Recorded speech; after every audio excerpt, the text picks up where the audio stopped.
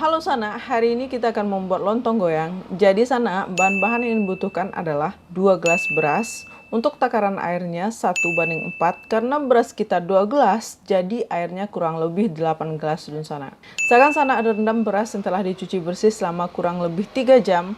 Tujuannya adalah supaya beras ini mengembang sehingga proses pembuatannya itu bisa kita persingkat dun Sana. Ini hasil beras yang telah direndam. Nah, berikutnya dun Sana, saya akan siapkan sedikit kapur sirih. Saya akan berikan air dan aduk dulu sana. Adapun tujuan pemberian dari kapur sirih ini adalah agar kita memberikan sedikit warna kekuningan pada lontong sehingga lontong tidak terkesan pucat dulu sana. Berikutnya dulu sana saya akan masukkan beras yang telah direndam tadi dan masukkan 8 gelas air yang telah dulu sana sediakan. Saya akan nyalakan api kompor. Dulu sana saya akan aduk sedikit, masukkan 2 sendok makan minyak goreng. Tujuannya untuk mencegah kelengketan pada periuk. Aduk sesekali sana. Setelah airnya sedikit, kecilkan apinya dan silahkan Sana aduk tanpa henti hingga tak bisa diaduk lagi. Stop menambahkan air karena akan membuat lontong cepat basi. Masukkan kapur sirih yang telah diaduk dengan air tadi Sana menggunakan tapisan atau saringan. Sana silakan aduk-aduk terus. Ini sudah mulai agak susah diaduk Sana.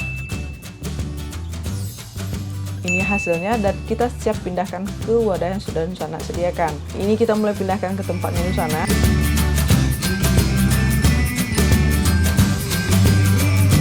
Kita tata supaya rapi. Ini adalah periuk kita.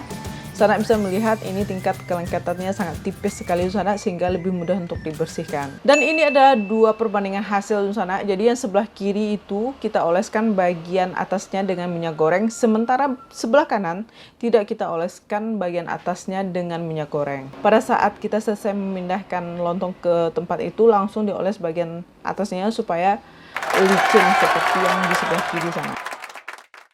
Oke Sana, beberapa waktu kemudian, kita coba review hasilnya. Sebelumnya kita mohon maaf lontongnya tak utuh karena sudah ada yang makan lontongnya sebelum kita review. Jadi ini kita lupa tadi memberitahukan ke pemirsa yang ada di rumah ya, supaya tidak makan lontongnya. Dan kita mulai potong-potong dan ini adalah hasilnya Sana. Dan ini tahan ya Sana kurang lebih dari 2 hari, ini masih fresh dan walaupun kita tidak masukkan ke dalam kulkas ya. Kita letakkan di dalam tudung saja dan masih bisa dimakan esok harinya Sana. Oke Sana, selamat mencoba Sana, semoga sukses.